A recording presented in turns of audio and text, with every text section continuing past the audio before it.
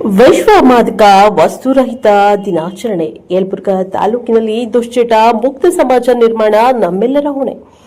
ಯುವ ಸಮುದಾಯ ಗುಟ್ಕಾ, ಸಿಗರೇಟ್, ಧೂಮಪಾನ ಸೇವನೆಯಿಂದ ದುಶ್ಚಟದಿಂದ ದೂರವಿದ್ದು ಉತ್ತಮ ಜೀವನ ರೂಪಿಸಿಕೊಳ್ಳುವಂತೆ ಡಾ ವಿವೇಕ್ ವಾಗ್ಲೆ ಅವರು ಯಲಬುರ್ಗಾ ಕೈಗಾರಿಕಾ ತರಬೇತಿ ಸಂಸ್ಥೆಯಲ್ಲಿ ಜರುಗಿದ ಶ್ರೀ ಕ್ಷೇತ್ರ ಧರ್ಮಸ್ಥಳ ಗ್ರಾಮೀಣಾಭಿವೃದ್ಧಿ ಯೋಜನೆ, ಅಖಿಲ ಕರ್ನಾಟಕ ಜಿಲ್ಲಾ ಜನಜಾಗೃತಿ ಸಮಿತಿ, ಆರೋಗ್ಯ ಇಲಾಖೆ ಇವುಗಳ ಸಹಕಾರದಲ್ಲಿ ವಿಶ್ವ ಮಾದಕ ವಸ್ತುರಹಿತ ದಿನಾಚರಣೆ ಕಾರ್ಯಕ್ರಮದಲ್ಲಿ ಉಪನ್ಯಾಸ ನೀಡಿ ಅವರು ಮಾತನಾಡಿದರು.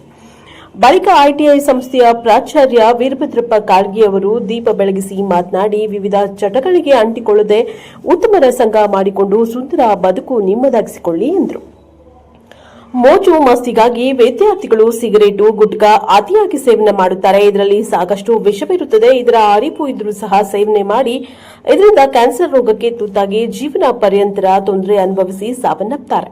ಆದ್ದರಿಂದ ವಿದ್ಯಾರ್ಥಿಗಳು ಕಾಯಿಲೆಗಳಿಂದ ತೊಂದರೆ ಅನುಭವಿಸಿ ಮರಣ ಹೊಂದುತ್ತಾರೆ. ಆದ್ದರಿಂದ ಯುವ ಸಮುದಾಯ ದುಶ್ಚಟಗಳಿಂದ ದೂರ ಇರುವಂತೆ ಡಾ ಮಾರುತಿ ದೊಡ್ಡಮನಿ ಮಾತನಾಡಿ, ಒಂದು ಸಿಗರೇಟ್ ಸೇವನೆ ಮಾಡಿದ್ರೆ 7 ನಿಮಿಷ ನಮ್ಮ ಆಯುಷು ಕಡಿಮೆ ಆಗುತ್ತೆ ಮತ್ತು ಆರೋಗ್ಯ ಹದಗೆಡುತ್ತದೆ. ಅದರಿಂದ ನಮ್ಮ ಆರೋಗ್ಯ ಸಂಪತ್ತನ್ನ ಕಾಪಾಡಬೇಕು. ಕೋಟಿ ಸಂಪತ್ತುಗಿಂತ ಆರೋಗ್ಯ ಸಂಪತ್ತು ಮುಖ್ಯವಾದದ್ದು ಎಂದರು.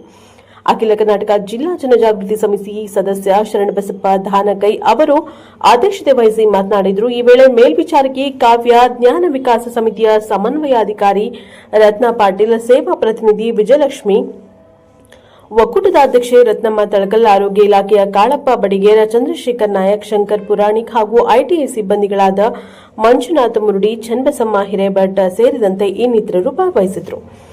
Bureau reporter Siyadi, Praja Power news, Yelburga.